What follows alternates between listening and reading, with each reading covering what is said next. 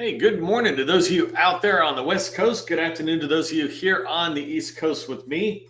I'm excited for today's training. I always like it when it's a sunny day out there and the training's a good topic. So we're going to get started in just a second. Let me turn off these captions that are on my screen.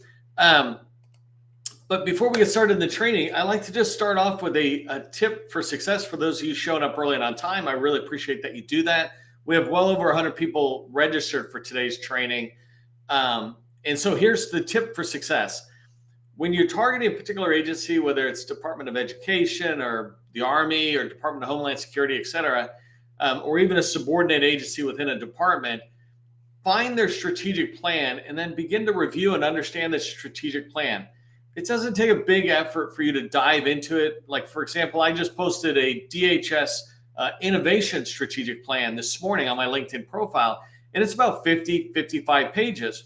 But when you have a strategic plan, you can go in, you can understand what an agency's mission is, what their priority goals are, and under their strategic goals, priority goals, they have objectives and sometimes even action items and points of contact who are responsible for those. But it really helps you understand what's going on in the very customer you're trying to sell to and make millions from, right? I mean, let's just be candid. We're government contractors. We're trying to win multi-million-dollar contracts. And so understanding their mission, even if you're doing construction or selling products, still taking the time to understand an agency's mission helps you align what you sell to what they need or what they're trying to get done. Obviously, the requirements in a PWS, that's a level of need, but you want to look at the broader need that the agency that you're trying to sell to is driving forward. So that's my tip for you for today for success, is make sure that you're reading strategic plans that agencies put out. They are just phenomenal. And sometimes even the agency doesn't read it. Like, a lot of people in the agency don't read their own. And so when you walk in and talk, you're really elevating your authority to that person you're meeting with by demonstrating to them right away that, wow, you really get our organization. You're not just coming in saying, give me some money because I sell something. All right, so that was just tip for success for those of you showing up early and on time. I'm going to get diving into today's training on really simple tips for 8As to really just take it to the next level. And we'll talk about that in a minute. If you're a small business government contractor, one of the things I really want you to remember is it's your job to make it easy for the federal buyer to find you and to work with you. Don't make it hard for them to find you. Don't make it hard for the federal buyer to work with you. We call this friction. Right? There's this friction or this barrier between the buyer and the seller, between the government and you. And you want to make sure you remove that. People buy from those they know, like, and trust.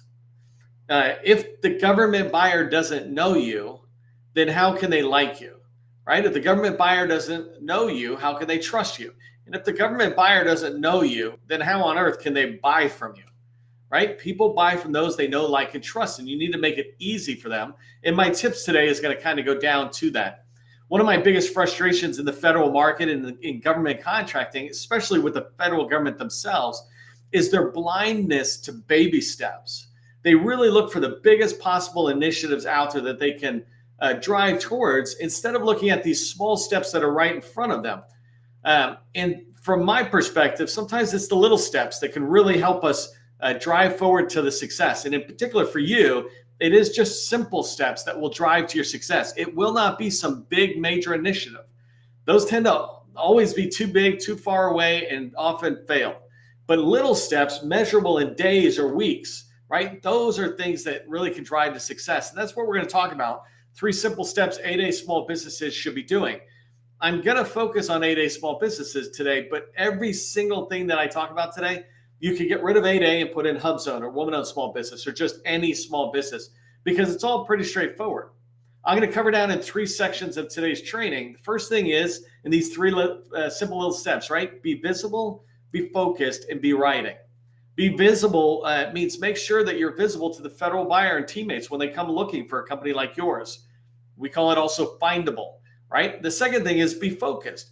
When you're doing business development, capture, sales, etc., you need to be focused. If you're unfocused, then your results will be unreliable, unpredictable. But when you're focused, they'll be able to be pretty reliable. And then the last would be writing. Here, I want you to let buyers know how you can help them. Let them know that you can help them. Remember, people buy from those they know, like, and trust. And when you write out there, it's one of the ways that you're able to do all three of those with just something you write. And I'll talk a little bit more about that. If you don't know who I am, my name is Neil McDonnell. I want to welcome you to my federal sales training, where I provide tips for success in the federal market. I also provide you an opportunity to network, so make sure you're networking in the chat, let people know who you are, your core competency, etc. I spent 20 years as a small business owner in the federal market, and since 2018, I've been teaching people like you that government contracting is not a secret, it's just a process. When we follow a process A to Z, we're going to have repeatable, predictable results, and that's what I want for you, and that's what we're going to talk about today. If you haven't done so already, make sure you subscribe to the Government Contracting Success newsletter. This is our newsletter where we're constantly putting out even additional, more content then separate from our training that is really valuable to your success as a government contractor. So get in there and subscribe to it. It's when you subscribe, you'll be notified by LinkedIn every time we put a new issue out. The other thing is our next training tomorrow. Make sure you register. We had over 100 people register for today. Tomorrow's training is government contracting or GovCon conferences, planning guidance. I'm going to really make it around, like today is around 8A, but helps everybody. Tomorrow's going to be around Navy Gold Coast, but it's guidance for any conference or event you go to, how to have success. So make sure you register for that. So I just wanted to pause for a second. One last thing before we get started is congratulate the newest person, newest company to come into the 100 Club for GovCon in a Box. And you'll learn more about GovCon in a Box in a minute. But we have a visibility score. This is how visible are you to federal buyers. And you can have a maximum of 100 points. And you can learn more about this in the tool itself. But 𝗡𝗏𝗖, 𝗏𝗏𝗜𝗏, and hopefully I pronounced your name correctly, they just did their, I watched them do effort, just incrementally moving it up from a low score all the way up to 100. And so we just want to welcome them into the 100 Club and congratulate them, as well as congratulating the 23 other companies that are in the 100 Club. To put it in perspective, there are 358,000 small businesses in DSBS that are actively trying to sell to the federal government.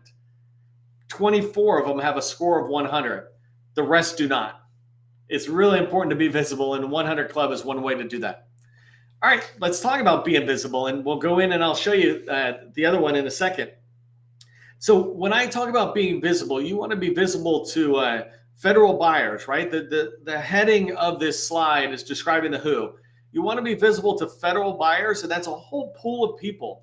That's the small business professionals, that's the acquisition professionals, the contract officers, and it's the program office folks who have the need, who deal with the management of contracts, who deal with the budgeting side of the contract. So there's this huge pool of people who are in there. And then there's teammates, right? I just said there's 358,000 small businesses, and there's, I don't know, 1,000. I don't even actually know how many large businesses. That'd be a fun thing for my team to help me get, because I only support small, so I don't actually care about how many larges there are. But there are a ton of larges. And just to put it in one perspective, Boeing, when I was working with them a couple of years back, told me that they have 14,000 internal buyers within Boeing alone.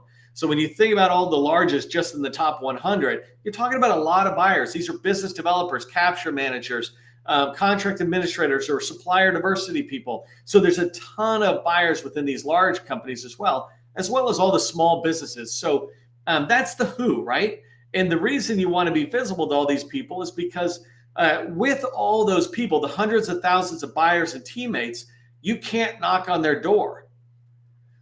You have to be dependent on them finding you. If you're visible, they can find you when they go to look for you. But if you're invisible, what we call virtually invisible, meaning if they tried to search for you and find you, they wouldn't be able to, then you're not going to be even invited to the table to get rejected.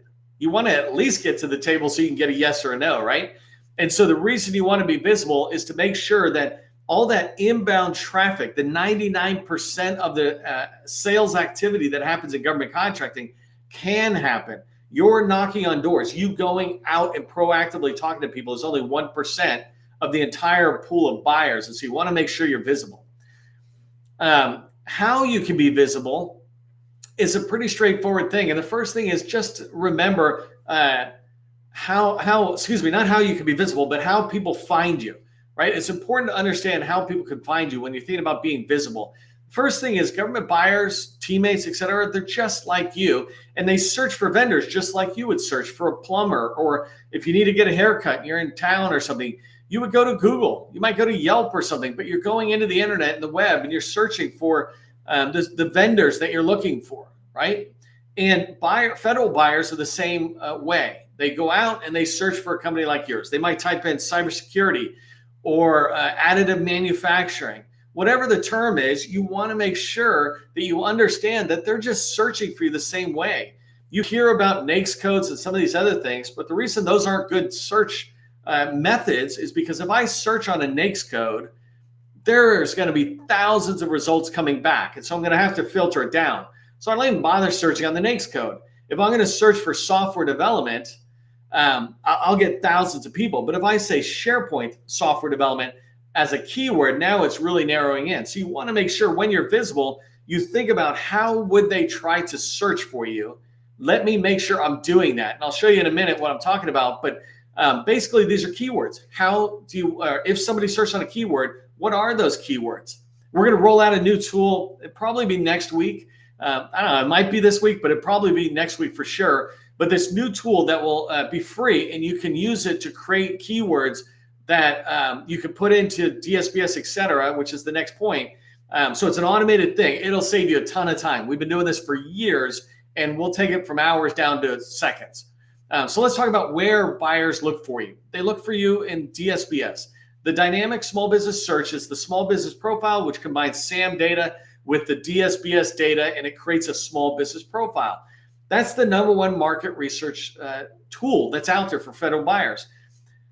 Some of them have their own internal vendor supplier portals or agency portals, right? These supplier portals like HHS. Yesterday, I put out a whole guidance on how you can register in HHS. They have their own supplier portal, and I think they have like 5,000 or 6,000 small businesses registered in there. Out of 358,000, only 6,000 are registered in HHS. And when you think about that, if a buyer from HHS is looking for a company like yours, they'll first go to their own agency portal trying to find a company. If not, then they'll go out here. But if they can find 5 or 10 companies that do what you do in that supplier portal, why would they ever go out here and discover you? So that's the second place you want to be tracking, making sure you're registered in there. And then the third place I put is LinkedIn. We're all here on LinkedIn. One simple tip I can give for you is make sure you upload your capability statement into LinkedIn. You can put it in the experience section. You can put it in as the featured section as a PDF. You can copy and paste the contents into your about section on your profile, right? And when you do that, if somebody's searching for a company like yours, they'll discover you. And I've had people look for risk management framework as an example, cybersecurity type stuff, and they'll come into LinkedIn. I've had larges tell me that's how I go find smalls, because I'm always asking, right? How do you find smalls? Let's figure that out.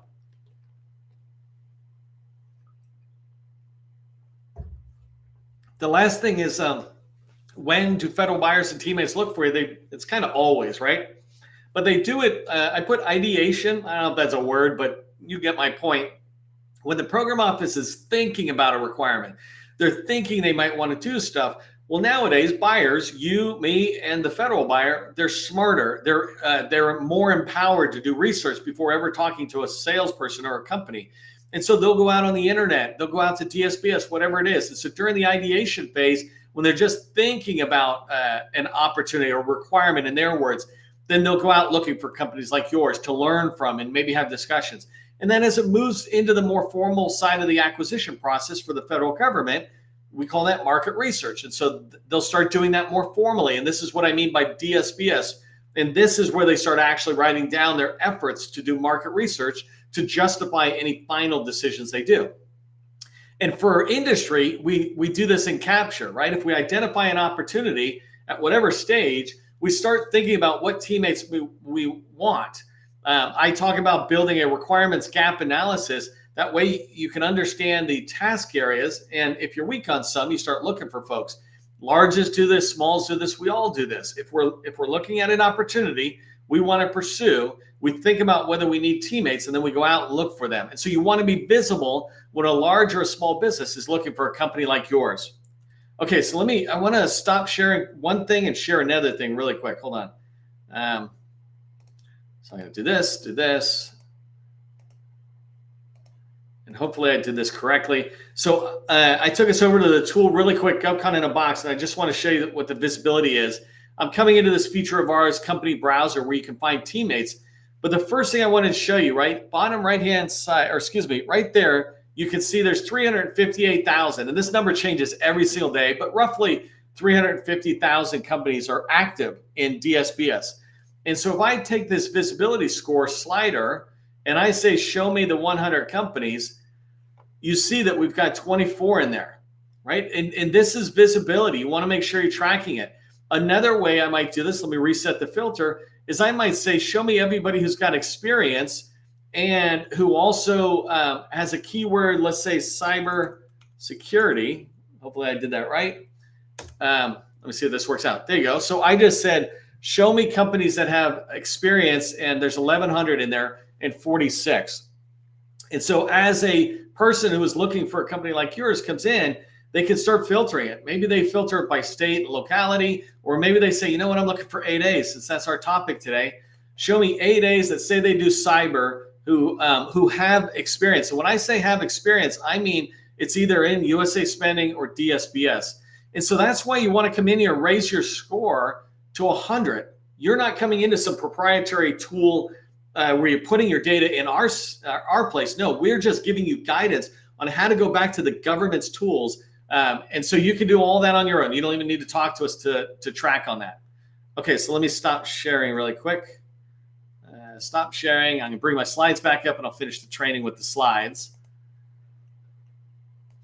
There they are. Okay, so make sure you join the visibility or the 100 Club by being visible. Okay, so the first one was be visible. The second one is be focused. If you're thinking about how can you have more success out there, being focused is vital. There's this line that talks about if you chase 2 rabbits, you're not going to eat dinner tonight, right? And imagine just being on a farm or somewhere and it's your only food is going out and hunting your food down. Well, if you chase 2 rabbits, you're never going to be focused on one. This one will turn this way, this one will cut in front of your path and you go that way, and then this one will go here. We also call it shiny object syndrome. A lack of focus means if you see a shiny object, you're like, oh, let me go look at that. You can tell this when you think about opportunities that come up that are over here. They're in your peripheral vision. You said, I want to go this way, and I'm going after opportunities that are this way, yet in opportunities in your peripheral vision, you're like, what's that? That's a lack of focus. But if you're focused when you're doing business development, it'll increase your chances and it'll reduce your time to get to success. And that's what I want you to do. So a couple of areas where you can focus on. The first thing is focus on what you sell, right? And it just occurred to me I wasn't sharing my slides. So let me show you that really quick. So the first thing is focus on what you sell. Sell one thing. I see too many people not only not focusing down in a particular area, focusing down a little more, but I see you in unrelated areas. For example, software development and project management are not the same thing. They're 2 totally different areas. And so you're either a software development firm or you're this. I see people come in and say, well, we do cloud, cyber, and data. If you're a large company, then you can do cloud, cyber, and data because you have 100 people or 1,000 people, and it makes sense that you have these different verticals of expertise. But if you're a small business under 25 people, let's say, then your ability to go beyond that is unrealistic. But more importantly, it's unhelpful to your ability to grow. If you focus down on one thing, instead of cloud, cyber, and data, you say, hey, we're going to do data. Well, then what happens is you go after opportunities that are data related. You start getting past performances that are 50,000 here, $100,000 contract here, $250,000 contract here, $1 million here. You start building up past performances all within the same space. I did this in my last company where we were a SharePoint focused company, and that's all we responded to was SharePoint opportunities. All of our past performance was basically around 80% of it was around SharePoint opportunities. We could go toe to toe as a small business against billion-dollar firms, right? I hear about people talking about graduating to large and they have to cross that valley of death. I'm like, I don't even know what they're talking about. We were competing with the commercial or with the larges as a very small company because we kept having better and better past performances. So focusing down allows you many different things. You'll see it in a minute on the next slide. But one of the most important things is it allows you to really identify those slam dunk opportunities, the ones your company is best at, and then you can pursue those over and over again so you can build this body as past performances. Another area you really want to focus on are target agencies, right? You want to make sure it's big enough that throughout that entire agency, you could see yourself making at least a $25 million annual revenue win or whatever from that agency. It doesn't mean you're going to go off and get it today, but let's say you're in there and you're in there year after year and you're building more and more, winning more and more contracts, that agency or that customer that you're choosing has got to be big enough that you, even with the losses that you might have, will still be able to win enough business because they spend enough on what you sell. And so you only want to go big enough on agencies to get to that point, and then you stop, and that's focused. You certainly don't want to be focusing, in my opinion, if you're 25 million and below, don't focus on DoD and civilian. Pick one department in the civilian side, pick one department in DoD and go in and go, you know what, we're going after 25 million. And because it is hard to do that, we let ourselves get distracted. We go other places. And the problem when you're distracted is you really chase two rabbits and you don't have success. But if you look at DHS as an example, where I just put out the strategic plan this morning that they shared, and I'm looking in there and I'm seeing they got artificial intelligence, machine learning missions and priorities. I can look in there and go, man, that's the future. I'm going to go in there and I'm going to sell in there until I get to that stage. I'm going to work with other companies so I can subcontract under them and build business as a sub, maybe build business as a prime if I'm ready for that. But I stay focused on one agency and I learn everything I can. If you're an 8A small business in particular and you see a one-off opportunity over here that somebody brings to you or something, that's okay. But when I say focus, I mean focus on the agency that you want to learn. Business development is about understanding an agency better than it understands itself, building relationships and identifying opportunities. That's very hard to do when you're tracking on multiple agencies or multiple customers. You want to focus that in and then become really good at it.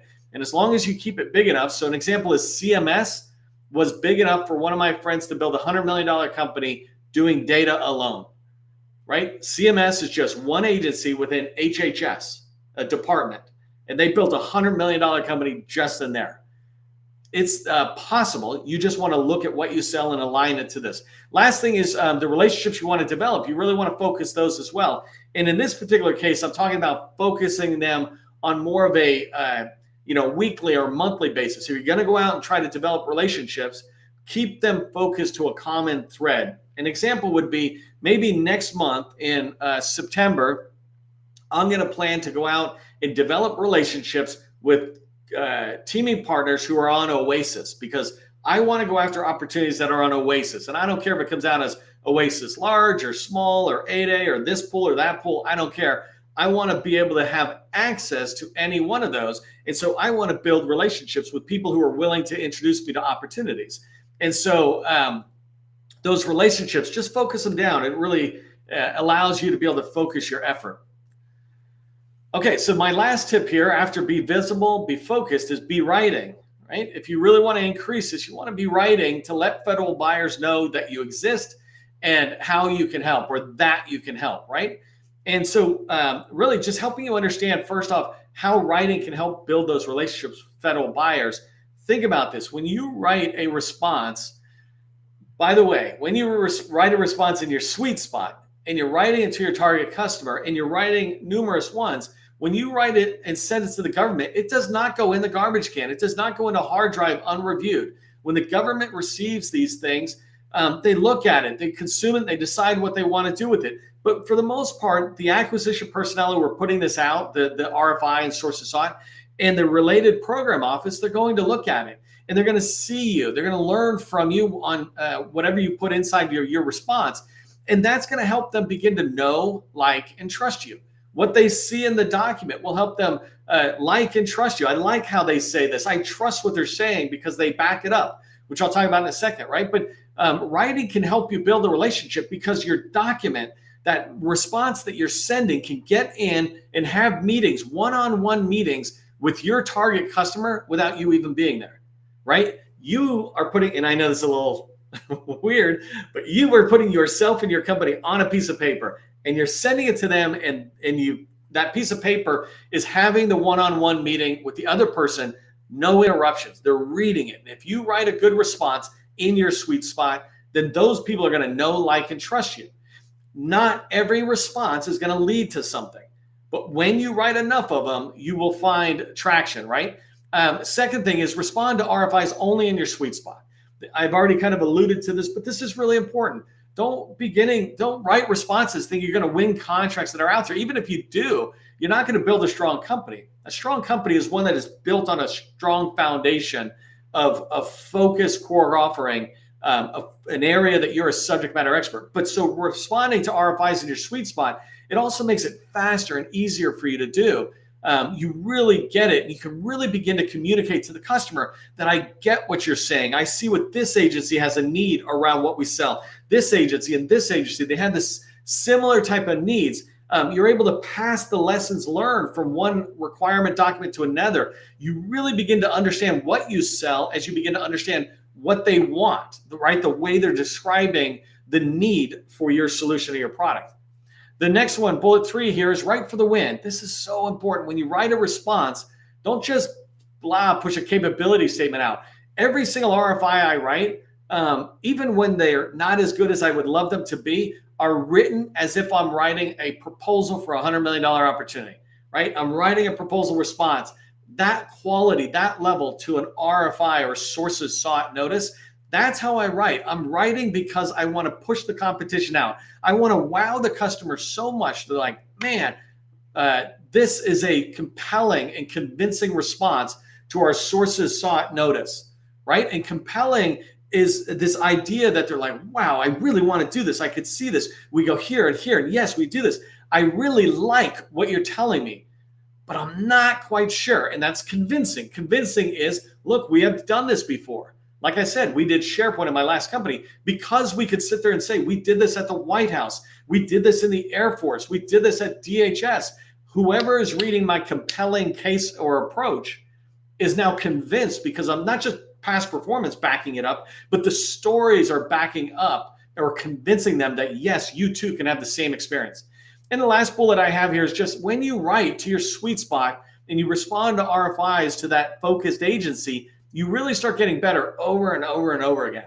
So here's what I want you to remember from today's training. What I want you to ask yourself as you go into your activities, right? Are you visible? Is your company visible to the very people that you want to find? Just go get the 100, join the 100 club, and that takes care of it. The second thing is, are you focused? Have you narrowed down what you sell and who you sell it to? And then the third thing, ask yourself, are you writing enough? If you're writing enough, then are you writing for the win? Compelling and convincing responses to the sources sought and RFI notices. Yes, you can respond to RFPs. You don't need me to tell you to respond to those, but you do kind of need encouragement to write to the RFIs and sources sought for the win. If you haven't done so already, again, whether you're on YouTube or on LinkedIn, make sure you subscribe to the newsletter. Make sure you follow me on LinkedIn. This is how you get notified. The other thing is, the more of you that follow, the more the federal agencies are like, hey, Neil, can we come through your platform to reach small businesses? You're going to see me start doing a lot of government interviews during these lives because they want to reach you. And I'm like, sure, come on forward. But when they see our numbers, our network, our community, they're motivated to come in. The other thing is register for tomorrow's training. It's about about conferences and how to have the most success there. If you're interested in working with us, we'd love to help companies doing them. We'd love to help everybody, but we have a workshop, BD Accelerator Workshop, for companies doing over $1 million. We really want you to have some traction already, and we're just accelerating you to the next level. So if that's something you're interested in learning more about, go ahead and put workshop into the chat.